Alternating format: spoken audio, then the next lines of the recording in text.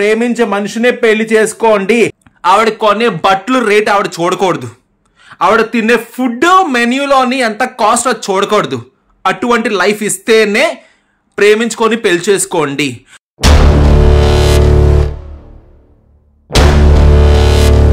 Psychiatrist medicine ఎంత dangerous చూడండి. ఈమెకి మెడిసిన్స్ తోటి పడుకో పెడుతున్నారు. ప్రెగ్నెన్సీ ఉమెన్ కి ఇంతసేపు సేఫే కదా.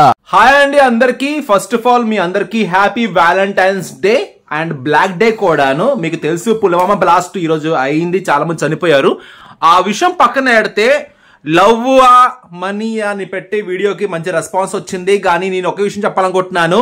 లైఫ్ ఒకటే, ప్రేమించే వాళ్ళకి పెళ్లి చేసుకోండి.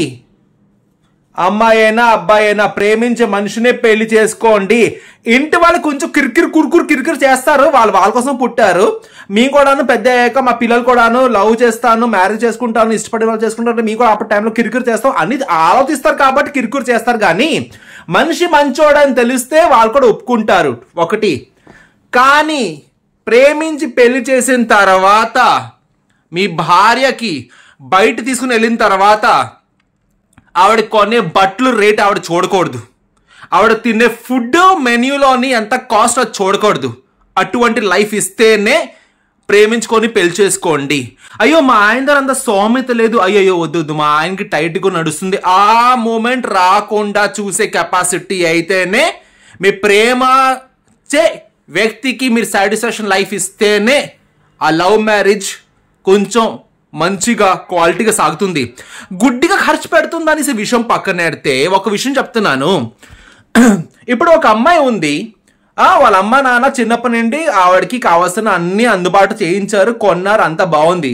మిమ్మల్ని ఇష్టపడేసి మీ ఇంటికి వచ్చిన తర్వాత, మీకు ఇష్టపడి మేము ఇంటికి వచ్చిన తర్వాత తను మదర్ ఫాదర్ ఇచ్చిన లైఫ్ కంటే మంచి క్వాలిటీ లైఫ్ మీరు ఇవ్వాలి. అంతేగాని నాది ఇంతే, నెలాఖరికి నాకు పస్తైపోతుంది, నేను దీనికంటే మించి నేను ఏమీ చేయలేను, అటువంటి లైఫ్ ఇవ్వాలనుకున్నప్పుడు ప్రేమించే పెళ్లి వద్దు.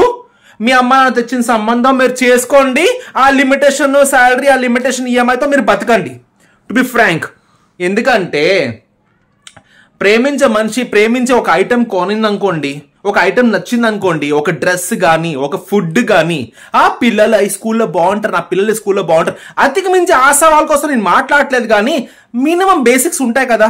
అందులోనే ప్రైస్ ట్యాగ్ చూసి అమ్మో ఇప్పుడు ఎంత కొనేసుకుంటే, ఒకటి చెప్తున్నానండి, ఫ్రాంక్గా చెప్తున్నాను, హ్యాపీగా లిమిటేషన్ లేకుండా సంపాదించే కెపాసిటీ మీరు చెయ్యాలి. వై? బికాస్ మీకు తెలుసు మా వైఫ్ ప్రెగ్నెంట్, 2 సర్జరీ అయింది బ్యాక్ టు బ్యాక్.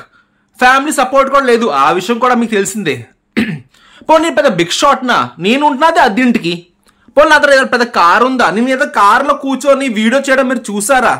4 వీలర్ లేదు, ఆగం ఒకసారి, 4 వీలర్ లేదు, 2 వీలర్ ఉంది, మేనేజ్ చేస్తున్నా. కానీ మా ఆవిడకి మంచి క్వాలిటీ, ఒక పెద్ద కార్పొరేట్ హాస్పిటల్ కాకపోయినా మంచి లగ్జరీ లాంటి ట్రీట్మెంట్, మా పాపకి మంచి లగ్జరీ లాంటి ఏమంటారు ఎడ్యుకేషన్, ఆవిడకి ఏదైనా వ్యాక్సిన్ ట్రీట్మెంట్ అవ్వాలనేసి నేను హార్డ్ వర్క్ చేస్తా. చాలా మంది అంటారు సార్ మార్నింగ్ 5:36 ఆ టైంకి మీరు స్టేటస్ పెడతారండి, జాబ్ మీరు ఏ టైంకి పడుకుంటారు, ఏ టైంకి లెగుస్తారు?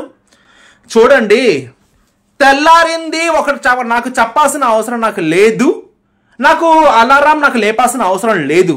మార్నింగ్ 4:35కి లెగిస్తా. నా పని నా దేవుడు, నా పని నా గుడి. నేను ఏ గుడికి వెళ్ళి దేవుడికి పెద్దగా దండం పెట్టను. నా వర్కే నా గుడి. నా వర్క్ సక్రమంగా చేస్తే నా భార్య పిల్లలు బాగుంటారు, క్వాలిటీ లైఫ్ ఇవ్వగలను.